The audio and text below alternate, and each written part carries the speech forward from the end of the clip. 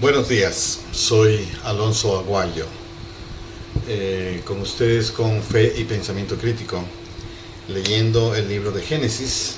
En este episodio vamos a leer el capítulo 49 de Génesis. Este capítulo es mediano. Este capítulo son las bendiciones finales. Ok, como contexto, en el capítulo 48 hemos hablado de que Jacob es Israel, el papá de José, el líder de Egipto, etc. Ahora todo Israel y su parentela viven en Egipto. Jacob narra la aparición de Dios a él en luz. Adopta a Efraín y Manasés como sus propios hijos. Efraín y Manasés eran los hijos de José, pero los adopta nietos como sus propios hijos. Y Jacob bendice a José. Pone a Efraín antes que Manasés, pone al segundo antes que el primero. La descendencia de Efraín formará multitudes de naciones. Los hijos de Israel volverán a la tierra de sus padres. Acá hay la última profecía. ¿Cuándo volverán? Es la pregunta. Cuando quieran, cuando deban, cuando tengan que. En los tiempos de Dios. Depende de nuestra docilidad como protagonistas de una historia, ¿no? Entonces, ocurrió la misteriosa bendición de manos cruzadas, ¿no es cierto? La mano derecha, que se supone que es la importante de la bendición importante, al ser dos los bendecidos, la derecha sobre el mayor, la izquierda sobre el menor. Pero puso la derecha sobre el menor y lo hizo mayor en la bendición. Y puso la izquierda sobre el mayor y la hizo menor su bendición.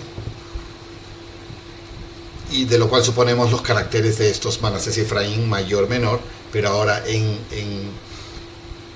bendiciones Efraín es mayor. ¿Ok? Y le habla que les va a repartir tierras. Cada uno de sus hijos, los 12, tienen tierras asignadas, heredadas en la tierra donde Dios les ha prometido, en Canaán, ¿no es cierto? Todo lo que era de Jacob, y de Isaac, y de Abraham, etc.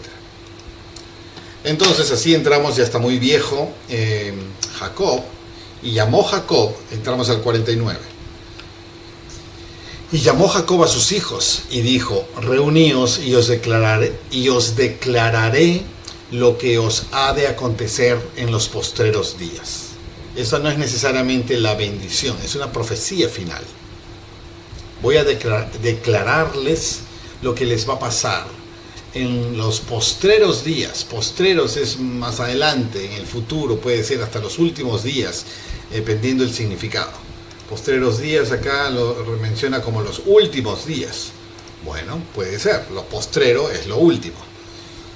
Os declararé, ¿ok? Es una ocasión de profecías del gran escogido de Dios, patriarca Jacob, Israel. Y llama a todos sus hijos, los 12, que ya son veteranos. Jacob acá tiene 147, 150 años. Los hijos deben estar en 120, 110, 100, 90, 80, etcétera, ¿no es cierto? Y los 12 hijos. Y me imagino que sus nietos y todo. Juntaos y oíd, hijos de Jacob, y escuchad a vuestro padre Israel. Es la misma persona, Jacob e Israel. Uno tiene es su nombre de nacimiento y el otro es asignado. El nombre de Israel significaba el que lucha con Dios. En el aspecto de luchar con Él, no contra Él, ¿no? Y empezamos. Rubén, ahí está. Y vamos a ir por los 12. ¿Dónde están los 12? Empezamos con Rubén.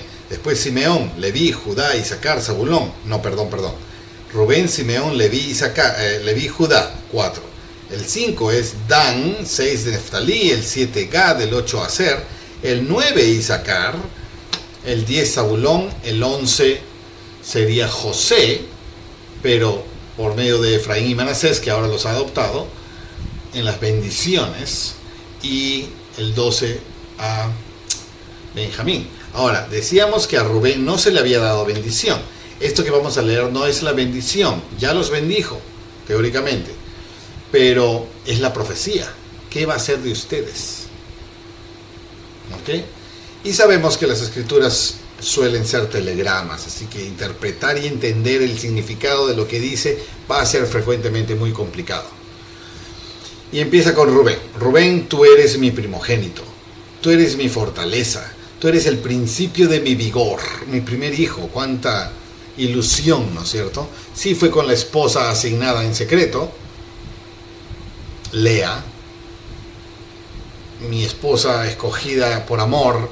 No podía tener hijos los primeros 20 años, entonces empecé a tener hijos con Lea, y tú fuiste el primero. Mi fuerza, mi vigor, el principio de mi vigor. Principal en dignidad, principal en poder. Eras el primero, eras jefe de todos, lo que ocurrió después. Eres impetuoso como las aguas. No serás el principal. A pesar que lo eras, no lo serás. Por cuanto subiste al lecho de tu padre, ¿te acuerdas? Te acostaste con una de mis esposas. Subiste al lecho de tu padre, entonces te envileciste subiendo a mi lecho. ¿Qué significa envileciste? Se refiere a la inmoralidad sexual. Envilecerse es llenarse de lujuria y esta actitud en la que ya no estás pensando acá, sino estás pensando allá y actúas aún contra lo que tú sabes que deberías hacer. Te envileciste subiendo a mi lecho. Y eso es todo. No serás el principal. Eso es todo para ti. Fuiste mi más grande demostración de virilidad, fortaleza, primogenitura, dignidad, poder. Pero la arruinaste. No serás el principal. Se acabó. Luego Simeón y Leví. Juntos acá. ¿Qué tenemos acá? Simeón y Leví, el 2 y el 3. Simeón es el que habían dejado preso en la cárcel de José, el líder de Faraón, líder de Egipto, cuando nos mandó a sus hermanos a traer al niño Benjamín, que era de 30, este Simeón, ¿ya? De Leví no se ha escuchado más que su nombre como miembro de los 12 hijos. Simeón y Leví son hermanos, ¿no es cierto? Obviamente, son de todos estos hermanos hijos de Lea. Simeón y Leví son hermanos. Instrumentos de violencia son sus armas. ¿Te acuerdas de Simeón y Leví lo que hicieron? ¿No fueron Simeón y Leví los que hicieron el truco de convenio con el pueblo que estaba cerca, Siquem, me parece? Siquem, que habían deshonrado a su hermana Dina, quiero decir violado, pero tomado su virtud, su virginidad, sin la aprobación familiar por lo menos. No sé si Dina había sido partícipe o víctima, no se dice eso, pero los de Siquem habían tomado la virtud de su hermana Dina. Y ellos dijeron, sí, claro, juntémonos, mezclémonos, pero nosotros somos hebreos y estamos bajo convenio abrámico de Dios, Jehová, y nuestro símbolo de convenio es la circuncisión. Si todos ustedes se circuncidan, vamos a dejar que se mezclen con nuestras hermanas, nuestras hijas, por supuesto que sí. Y el pueblo de Siquem dijo, queremos mezclarnos con esa gente, deben ser muy guapos, muy bonitas, muy todo. Y ¿qué nos cuesta hacer la circuncisión? Ya no importa, pon un corte para todos. Circuncisión para todos. Quitar la carne del prepucio del órgano genital masculino. Y tiene un periodo de sanar ese corte. Entonces, al tercer día, cuando estaban más adoloridos en su proceso de sanación, a ese tercer día, cuando todos estaban fastidiados de dolor, todo el pueblo de Siquem, vinieron Simeón y Leví con sus espadas y dieron vuelta a todos. Mataron a todos los hombres. Mataron a todos los hombres. Luego, ¿qué tal el nivel de venganza por su hermana Dina? Luego vinieron los demás hermanos y saquearon la ciudad. Y se llevaron sus propiedades y sus animales. Y además, dice que tomaron rehenes, no, pero... rehenes, no es la palabra rehenes, cautivos. Tomaron cautivos a las mujeres y a los niños del pueblo de Siquem. No sé de cuántas personas estamos hablando, 50, 100, no lo sé, 20, pero esa fue la venganza de Simeón y Leví. Instrumentos de violencia son sus armas, dice. En su consejo no entre mi alma, ni mi honra se junte en su compañía, porque en su furor mataron hombres y en su temeridad desjarretaron toros. Desjarretaron toros. ¿Qué cosa es desjarretar toros? Me parece que es arrancarle los cuernos, pero no estoy seguro. ¿Qué dice nuestro asistente?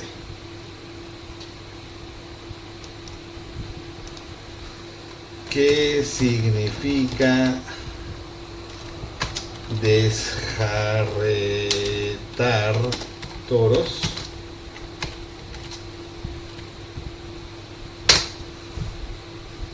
Desjarretar toros es una expresión que viene del ámbito taurino y tiene un origen muy específico. Desjarretar es una palabra que significa cortar o dañar los jarretes, que son los tendones situados en la parte trasera de las patas de los animales, especialmente en el caso de los toros. En el contexto literal, desjarretar un toro implicaría herirlo en esas partes, el tendón de las patas traseras, lo cual podría inutilizar sus patas traseras, impidiendo que el toro se mantenga en pie o se mueva correctamente. En un sentido más figurado o simbólico, la expresión puede usarse para referirse a la acción de debilitar o destruir a alguien o algo, dejándolo sin la capacidad de defenderse o de continuar en la lucha o competencia.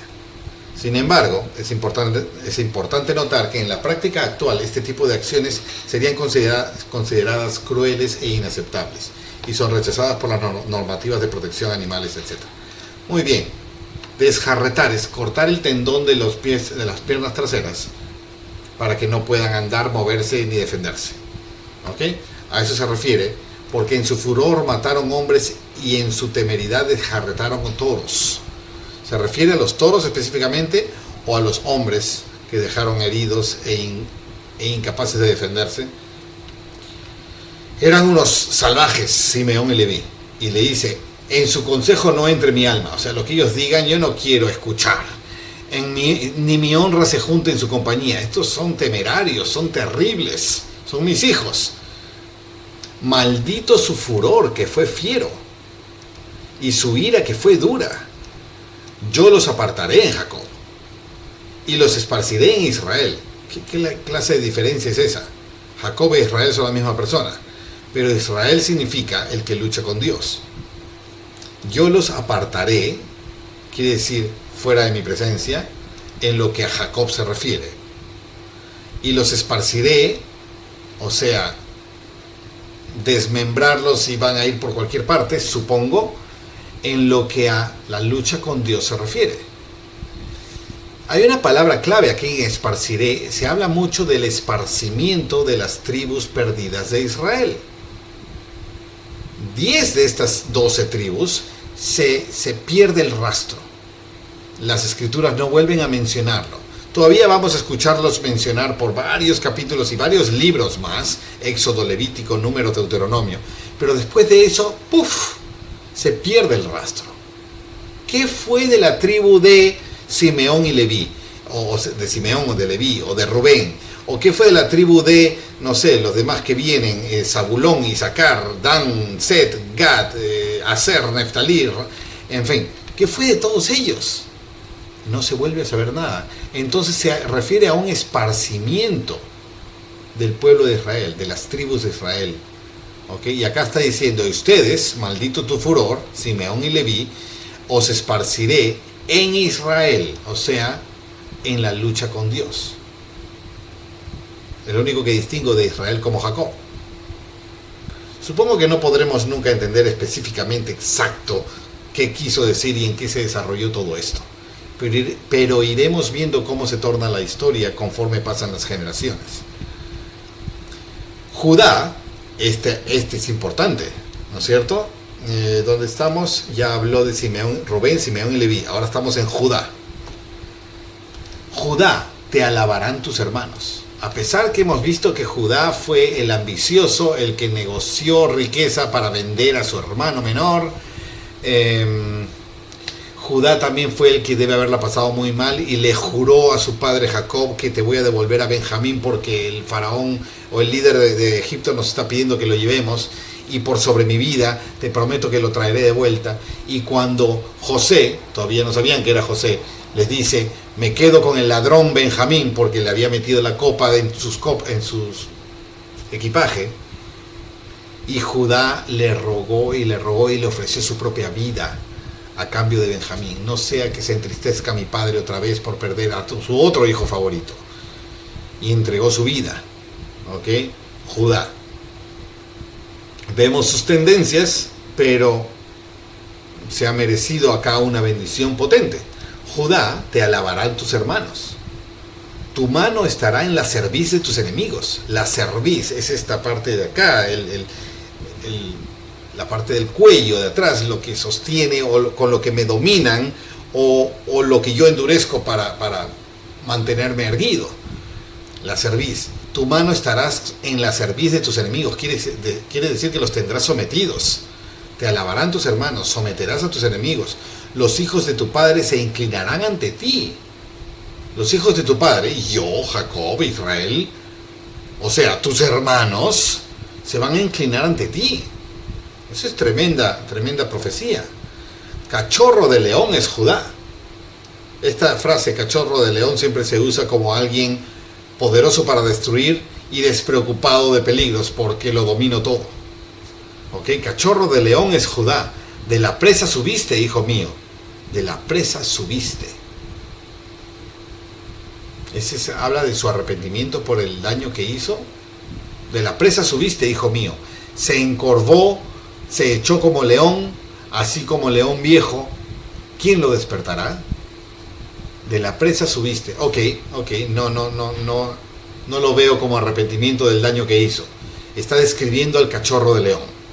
Coge su presa, hace lo que quiere, sube de su presa, o sea, ya terminó, se encorvó como los felinos que se encorvan para estirarse, se echó como león, y así como león viejo duerme plácidamente porque nadie me va a hacer nada, porque nadie puede hacerme nada. ¿Quién va a atreverse a despertar al león? Eso es. No será quitado el cetro de Judá. Cetro es el símbolo de ser rey y dominador de todo lo que domino. Nadie me va a quitar este cetro. Ni el legislador de entre sus pies. Va a ser la fuente de leyes. Judá, el pueblo de Judá, los judíos, Jerusalén, la capital de los judíos en un tiempo futuro, es la fuente de la ley, el legislador de entre tus pies. Hasta que venga Silo, y a él se congregarán los pueblos, a él Silo o a él Judá. Cuando dice legislador, no hay ninguna explicación temporal. Luego, cuando dices, sabemos que el legislador es el que pronuncia las leyes, ¿ok? No será quitado tu autoridad, no será quitada tu ley, hasta que venga Silo. ¿Quién es Silo? La palabra hebrea Shilo podría ser una abreviatura de Asherlo, aquel cuyo el derecho es, aquel cuyo el derecho es. Ezequiel 21:27, Jesucristo, profecías acerca de la vida y la muerte de Jesucristo, Mesías. La palabra Silo se refiere al Salvador Jesús, al Cristo. No será quitado el cetro de Judá ni la legislación de entre sus pies hasta que venga Jesús, el Mesías.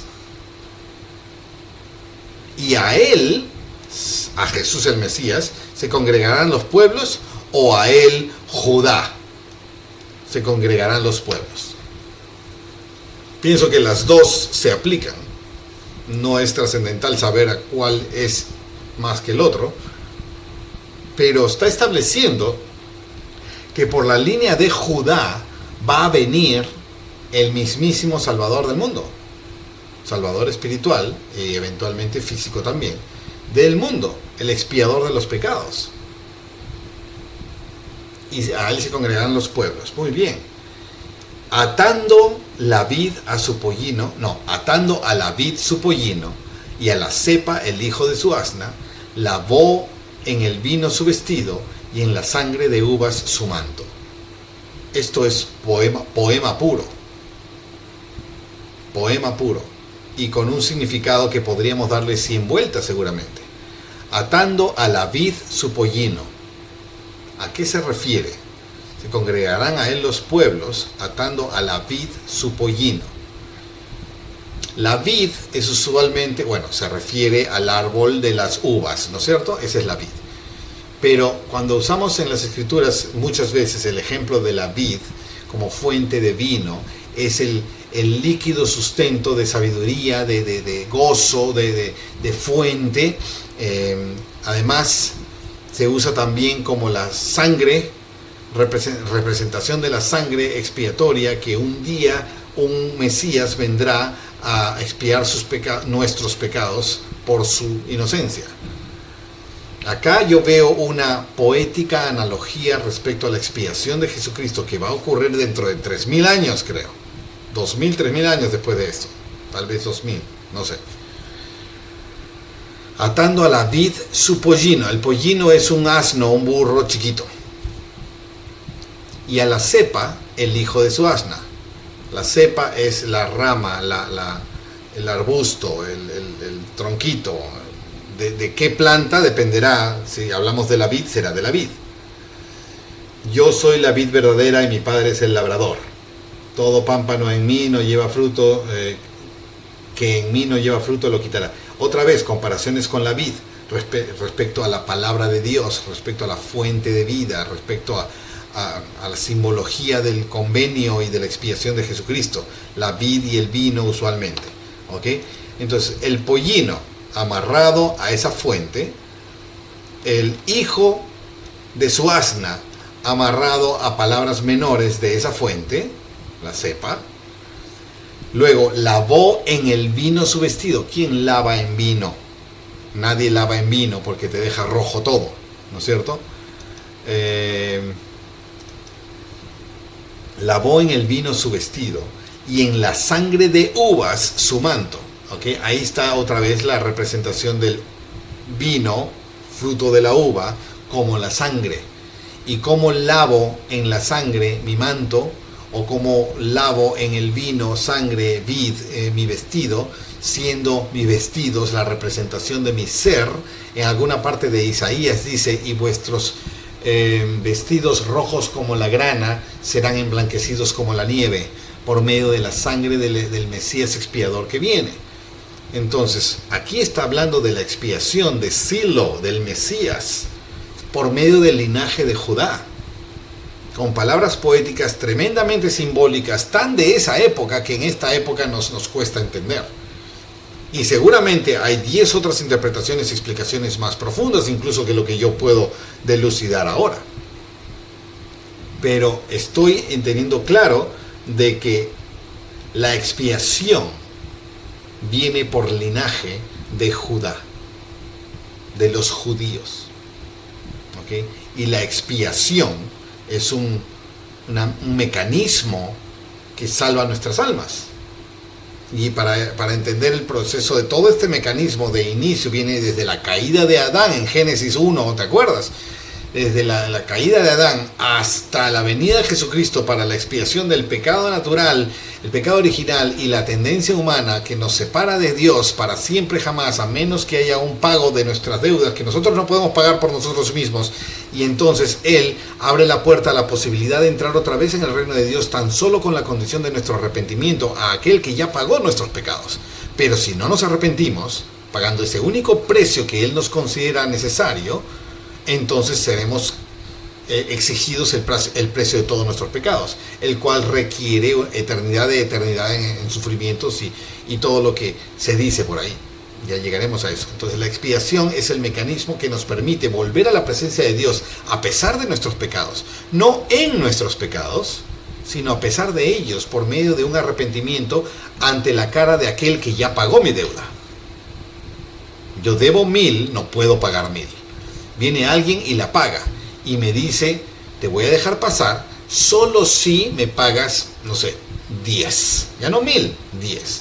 1 o 100, no sé cuánto, depende de cada uno el nivel de deuda que tenga.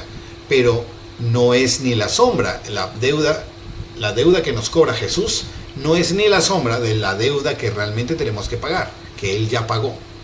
Y esa es la manera en la que lavamos nuestra sangre sucia, nuestras ropas sucias de pecado, en la sangre de Cristo, en la sangre de Silo, en la sangre de la vid, para que salgan blancos y libres de la mancha del pecado, porque solamente esa sangre expiatoria pura ha podido limpiar nuestros pecados y dejarnos pasar.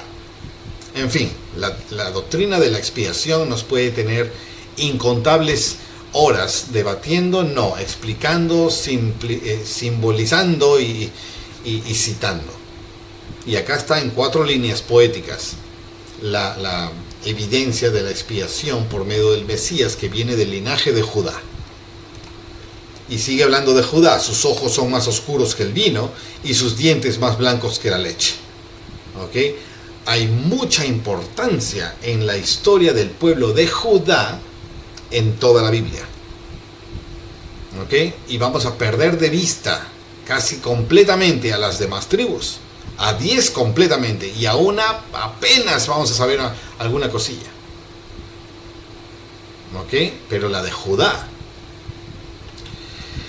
Y bueno, continuamos ahora con Zabulón. De Judá pasó a Zabulón. ¿Qué pasó con Isaacar? Se pasó del 4 al 10. Bueno, parece que lo hace por orden de esposas. Acá está Isaacar. Zabulón, Isaacar. Isaacar, Zabulón.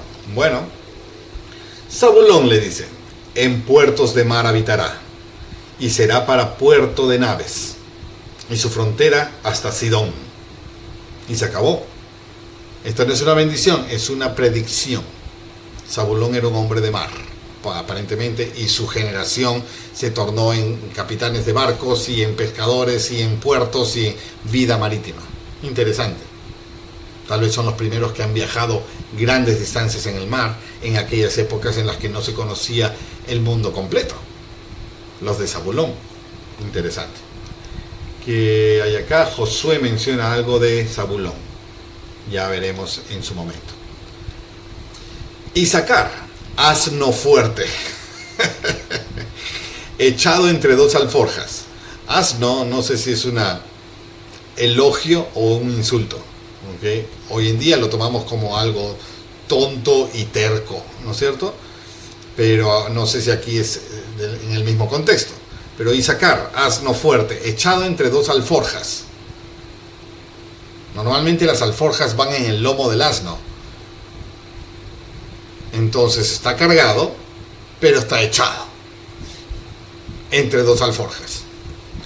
Y vio que el descanso era bueno, ocioso, y que la tierra era deleitosa. Y bajó su hombro para llevar alforjas, y sirvió en tributo. Isaacar, un nada, siervo, flojo, disfrutaba de descanso, de los recursos de la tierra o de lo que tenía, y decidió servir en tributo y llevar las cargas que le asignaban siempre. Ese es el futuro de Isaacar. Poco deprimente, ¿no? Luego Dan. ¿Quién es Dan? Acá pasamos a los hijos con Bila. Ya terminó con los hijos de Lea.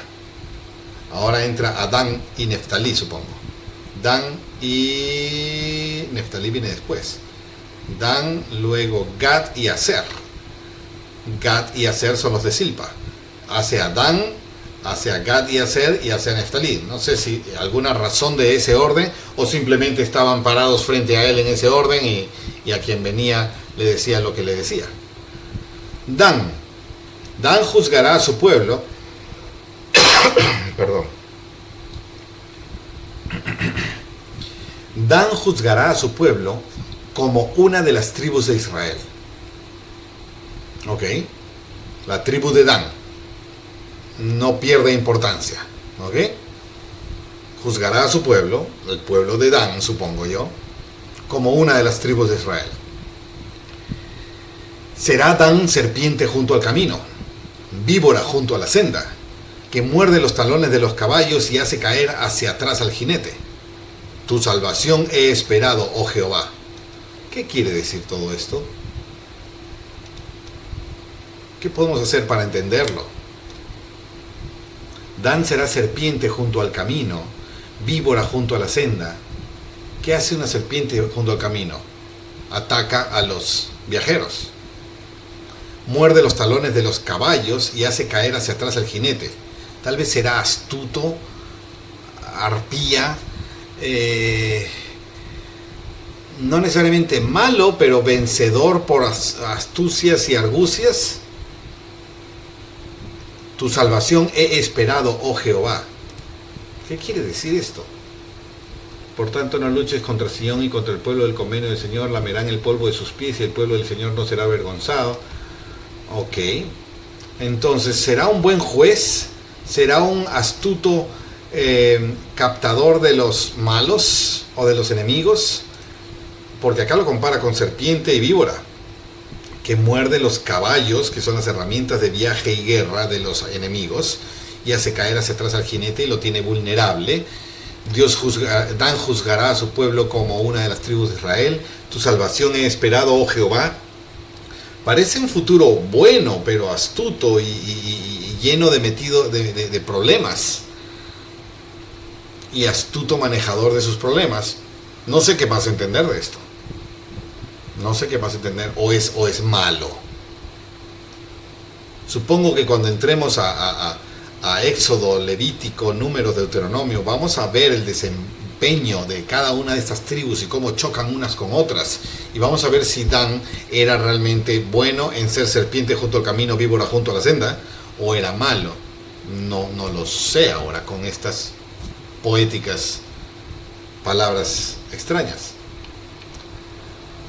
Tu salvación he esperado, oh Jehová. Esto me lo hace positivo. Veremos. Gad. Ahora habla a Gad. Habló a Dan, ahora habla a Gad, hijo de Silpa. Hijo con Silpa. Gad, ejército lo acometerá, mas él acometerá al final. Ok, eso es todo.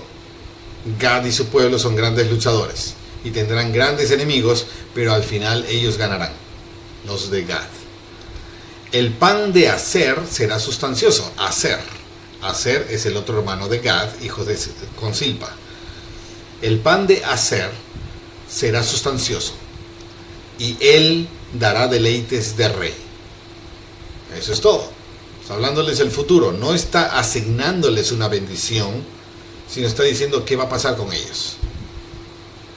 Serán grandes cocineros, grandes formadores de deleites, fiestas y lujos. El pan de Aser será sustancioso, las cosechas, las riquezas, y él dará deleites de rey. Una fiesta en la familia de Aser debe ser lo máximo. En la familia, en la tribu, en la ciudad, en fin, no sé qué clase de profecía es esta.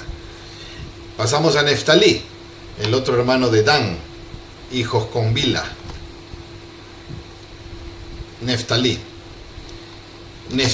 sierva suelta, sierva. Un siervo es como un venado, pero acá habla en femenino. Sierva suelta que dirá palabras hermosas. Neftalí. Y eso es todo. Eso es todo para Neftalí. Sierva suelta que dirá palabras hermosas. Eso es para engaño, para astucia, para seducción, o para paz y calma y predicación de palabras de Dios. No lo sé. Lo veremos más adelante, cómo se desenvuelve la tribu de Neftalí. Luego entramos a José. ¿Te acuerdas de José? Nuestro gran líder egipcio, vendido por sus hermanos, prisionero injustamente, muerto según su padre Jacob. Rama fructífera es José. Ojo, y José ha adoptado, y de José ha adoptado a sus hijos Manasés y Efraín, que ha puesto mayor al segundo, Efraín y Manasés, como hijos de Jacob. Pero José es el padre de ellos, ¿no es cierto? Rama fructífera es José. Rama fructífera junto a una fuente. O sea, tiene todo el alimento y crece fuerte y fructífera, que da mucho fruto. Esto habla de descendencia. Y que crezca junto a la fuente, yo entiendo como está cerca a la palabra de Dios. La fuente de la vid, la fuente de la sabiduría, la fuente de vida. Es una línea fructífera, mucha generación, con la palabra de Dios. Eso es lo que entiendo yo, junto a una fuente. Cuyos vástagos se extienden sobre el muro. Este verso siempre me ha dado mucho que pensar. Los vástagos son las ramitas y ramitas y ramitas que se van extendiendo como parte fructífera de un árbol. Sus vástagos se extienden sobre el muro. ¿Qué cosa es el muro? Tenemos un árbol fructífero, es Jacob y sus ramas. La rama de José es una rama fructífera.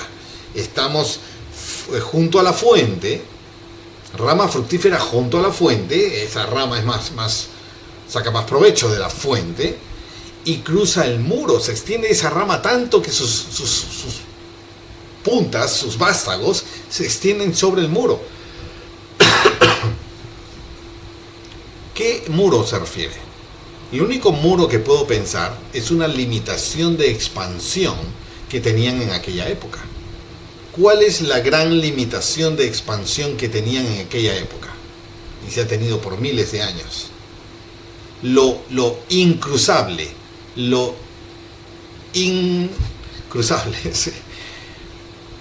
El mar.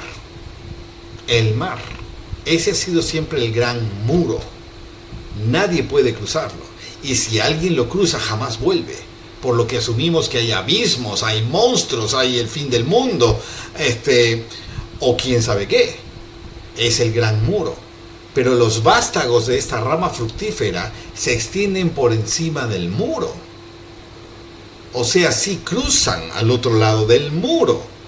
Y el muro que entiendo en aquella época es el océano. Y si estamos hablando de... no es.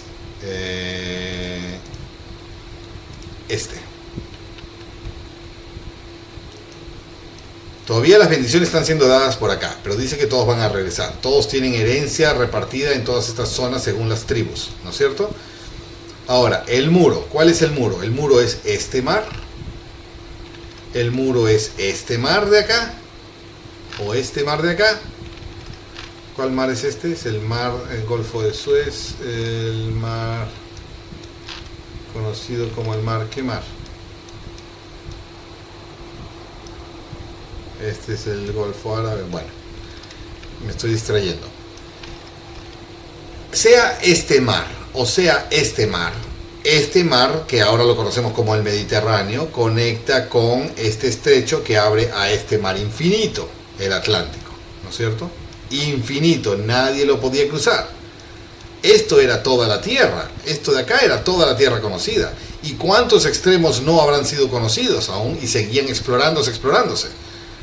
Pero el gran muro, el que nadie cruza, podía ser este mar, o tal vez podía ser este mar, o el océano Atlántico, que no se llamaba así, o el océano Índico, que no se llamaba así.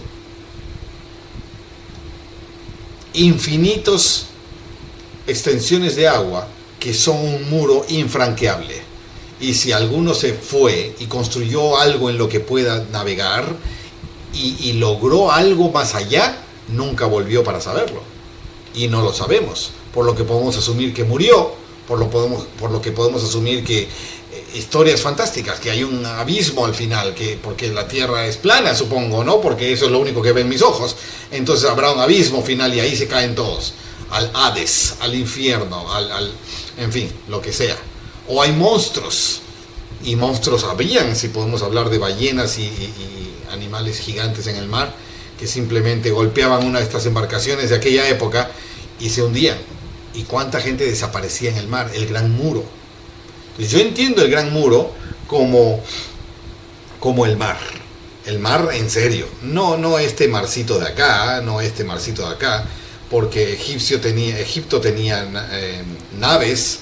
Estamos hablando de que en las bendiciones también hablábamos de que ¿quién fue? Zabulón en puertos de mar habitará y será puerto de naves, ¿ok? Hasta fronteras, y su frontera hasta Sidón. No sé dónde es Sidón, no me interesa preguntar ahorita, pero sí habían naves, sí había navegación. Tal vez conocían Chipre, tal vez conocían Atenas, tal vez conocían Turquía, o lo que era la Babilonia, y todo esto que va a venir más adelante, ¿no? Entonces toda esta zona seguramente estaba conocida, habitada y explorándose, y tal vez más y más y más. Pero el muro, este muro de acá, todo este azul de acá, y muro, y muro, y muro, y muro, hacía imposible salir de este lugar. El gran muro. Es lo que yo entiendo y me inclino y me hace sentir que encaja. Sin embargo, la línea, la rama fructífera de José, o sea, por medio de Efraín y Manasés, las generaciones de ellos van a crecer tanto, y con la fuente, o sea, la palabra de Dios, cuyos vástagos se van a extender por sobre el muro, lo van a pasar al otro lado.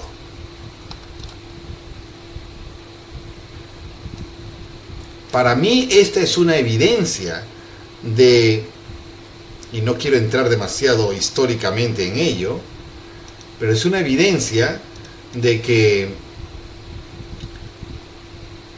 hubo gente de la tribu de José, por medio de Efraín o Manasés, que han logrado cruzar el gran muro, sea por aquí hasta acá,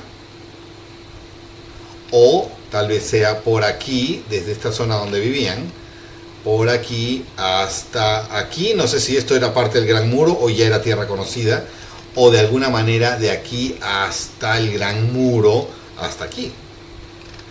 El único lugar absolutamente desconocido, ignorado, no existente en toda la Biblia, de página 1 a página final, es esto que llamamos América.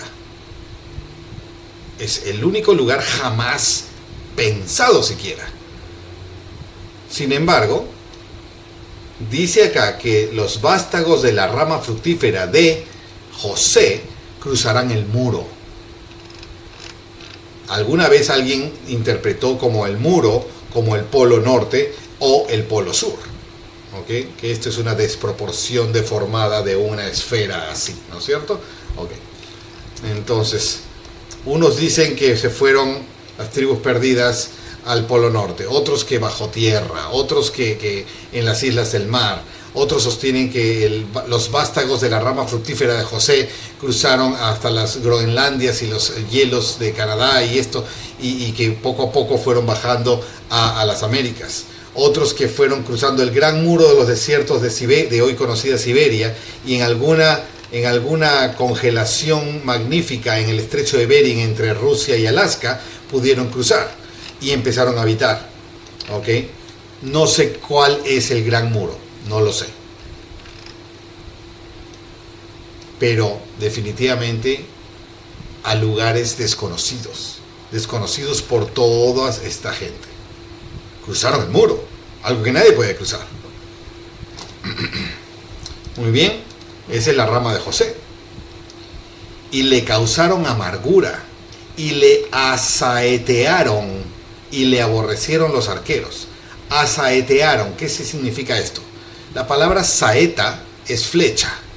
¿Ok? La flecha de los arqueros de arco y flecha, la flecha. Esa es una saeta. Entonces, asaetear es darte de flechazos. ¿Ok? Entonces, a esta rama fructífera de José le causaron amargura, le llenaron de flechas, muchos ataques, le aborrecieron los arqueros, los que tiran las flechas, mas su arco se mantuvo firme, su posición de guerra, de esta rama de José, y los brazos de sus manos se fortalecieron por las manos del fuerte de Jacob. Ahí está. ¿Quién es el fuerte de Jacob? Es Jehová. El fuerte de Isaac, el fuerte de Abraham, el Dios fuerte. Y ahí entre paréntesis pone: de allí es el pastor, la roca de Israel. De allí, es decir, el Mesías viene por el linaje de Jacob. Ya sabemos que de Jacob, pero además por Judá, ¿no es cierto? Pero de allí es el pastor. Y hablamos de pastor, el buen pastor, la roca de Israel. Es una referencia más al Jehová, ¿no es cierto? Entonces estamos viendo que la rama de José se va a extender ampliamente, va a tener la fuente de palabra de Dios, va a extenderse sus ramales por encima del muro a lugares desconocidos, van a pasarla muy mal, pero van a vencer al final. y van a ser fortalecidos por el mismísimo Jehová. La línea de José. Ya habló de la línea de Judá, por medio de la cual va a ser rey, creador de leyes, todos van a seguirle, y por allí va a venir el linaje del Mesías mismo. Y ahora está hablando de la línea de José, lo cual se divide entre Efraín y Manasés, los cuales es una rama fructífera que tendrán la fuente, habla del evangelio del convenio, que cruzarán el muro, que la pasarán muy mal y que serán librados finalmente por el mismísimo Jehová. Dos tribus tremendamente bendecidas en estas profecías, este capítulo de profecías: Judá y José. Judá, los judíos; José, por medio de Efraín y Manasés, todo lo que desemboca ¿dónde? Si son los que cruzaron el muro, ¿dónde están los de la tribu de José? Al otro lado del muro. Bueno, o se mezclaron todos y hemos perdido el rastro de todos. ¿Qué sigue? Por el Dios de tu Padre, el que te ayudará, y por el Omnipotente, el que te bendecirá, con bendiciones de los cielos de arriba, con bendiciones del abismo que está abajo, con bendiciones de los pechos y de la matriz. Está hablando de abundancia, de abundancia, de abundancia, por todo lado. ¿Ok? Todo por Dios. Las bendiciones de tu Padre fueron mayores que las bendiciones de mis progenitores. A ver, ¿qué está diciendo acá? Hasta el término de los collados eternos serán sobre la cabeza de José y sobre la coronilla del consagrado de entre sus hermanos. Ya me pierdo entre la retórica poética de todos estos versos. Las bendiciones de tu Padre fueron mayores que las bendiciones de mis progenitores. A ver, soy Jacob hablando a José. Las bendiciones de tu Padre, o sea, yo, estas bendiciones que yo tengo, son mayores que las bendiciones de mis padres. Ok. Entonces, yo te estoy dando bendiciones aún mayores porque yo las tengo. Hasta el término de los collados eternos, hasta el final o hasta llegar a los collados eternos. ¿Qué cosas son los collados eternos? Isaías hace mención de esto y otros libros. Isaías: acontecerá en los postreros días que será establecido el monte de la casa de Jehová como cabeza de los montes y será exaltado sobre los collados y correrán a él todas las naciones. Esto, cuando entremos a Isaías, va a ser un calambre mental. Y vendrán muchos pueblos y dirán: venid a Jehová, subamos al monte de Jehová, a la casa de Dios de Jacob, y nos enseñará acerca de sus caminos y caminaremos sus sendas, porque de Sión saldrá la ley y de Jerusalén la palabra de Jehová. ¿Te acuerdas que a Judá le había dicho que será legislador y nadie se lo quitará? ¿Dónde está? Judá, legislador. Ni el legislador le será quitado entre sus pies, ni el cetro le será quitado a Judá. Y por ahí vendrá Silo, y todos dirán: vamos al monte de Judá, al monte de Jerusalén, porque de ahí saldrá la ley, etcétera, y la palabra de Dios, etcétera, ¿no es cierto? Pero estamos ahorita en las bendiciones que yo tengo son mayores que las que vienen de mis padres, hasta el término de los collados eternos. No sé por qué me hace esta referencia a Isaías si no hay nada de collados. Serán sobre la cabeza de José estas bendiciones, hasta el término de los collados eternos, o sea, todas sus expansiones donde se hayan expandido. Los collados eternos, otra vez volviendo al mapa, ¿dónde está el mapa? Los collados eternos, ¿cuáles son? Si cruzaron el muro, podrían ser toda esta zona Siberia, toda esta zona de los collados eternos, o toda esta zona de los collados eternos. Si estamos hablando de planicies eternas, horizontes donde no hay ninguna montaña, izquierda, derecha, al frente, atrás, nada, en toda la extensión de la vista, collados eternos lo llaman. O algún desierto en esta zona es más selvática, montañosa y tal vez tiene collados eternos por acá. Aquí hay collados eternos, llamados así. ¿Dónde más? Aquí hay collados eternos. ¿Eso habrá sido cruzar el muro? a esta zona o a estas zonas, o a esta zona de acá, o a esta zona de acá. Lo dudo, ¿no es cierto? En fin.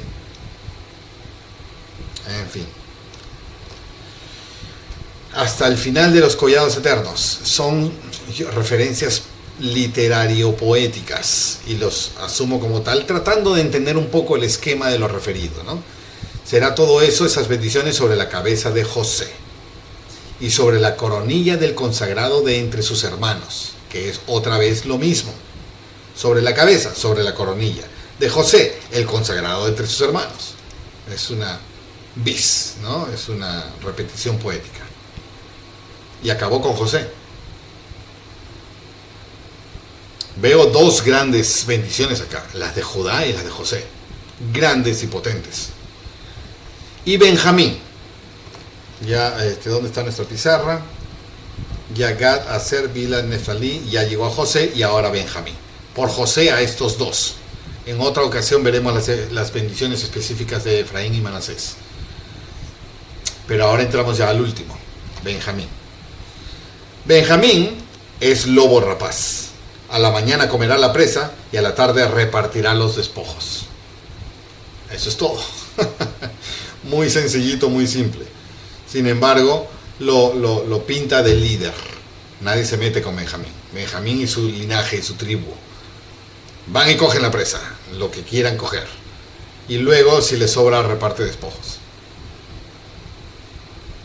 ¿Ok? Y así hemos bendecido o predicho el futuro de los 12. Reuníos y os declararé lo que os ha de acontecer en los finales días. Toda vuestra profecía. Hay profecías de 2 líneas y de 3 líneas, y hay profecías gigantes. Y aquí terminamos con Benjamín. Entonces, todas estas son las 12 tribus de Israel. Y esto fue lo que su padre les dijo cuando los bendijo. Y cada uno por su bendición, y a cada uno por su bendición los bendijo. Las 12 tribus. Ahora se llaman así, las 12 tribus de Israel, por los 12 hijos. Les mandó luego y les dijo: yo voy a ser reunido con mi pueblo. Esa expresión ya la vengo escuchando cuando Isaac hablaba de voy a ser reunido con mi pueblo, cuando Abraham hablaba de que voy a ser reunido con mi pueblo, quiero una tumba acá en la cueva de Macpela, voy a ser reunido con mi pueblo. Está hablando de morir.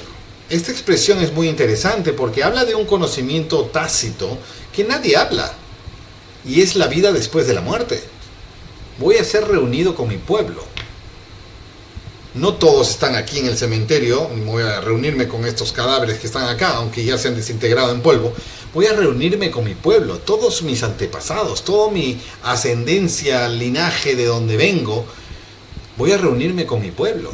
Vida después de la muerte. El entendimiento evangélico profetizado e inspirado de Dios a los personajes escogidos de Dios, de que hay una vida después de la muerte, tan o más importante que esta misma, porque va a depender nuestra felicidad, gozo o miseria, va a depender de la próxima vida, va a depender de nuestros actos en esta.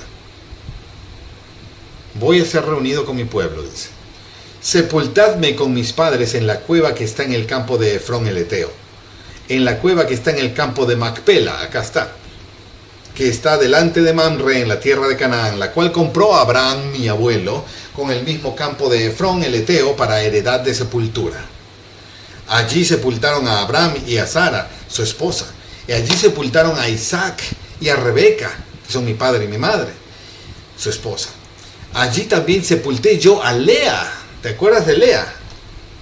La primera esposa asignada. Raquel se murió en el camino, en un lugar llamado Belén, durante sus viajes. Pero Lea sí pudieron enterrarla en la tumba de sus padres. El campo y la cueva que está en él fueron comprados a los hijos de Et. Y cuando acabó Jacob de dar mandamientos a sus hijos, encogió sus pies en la cama y expiró. Y fue reunido con su pueblo, otra vez esta expresión. finalmente pasó al otro lado y se reunió con sus antepasados. Vida después de la muerte. ¿Esto es una expresión retórica, poética, gramatical nada más? ¿O es una evidencia de vida después de la muerte? ¿Cómo tomo la Biblia? ¿Literal? ¿Simbólica? Yo decido, ¿no es cierto?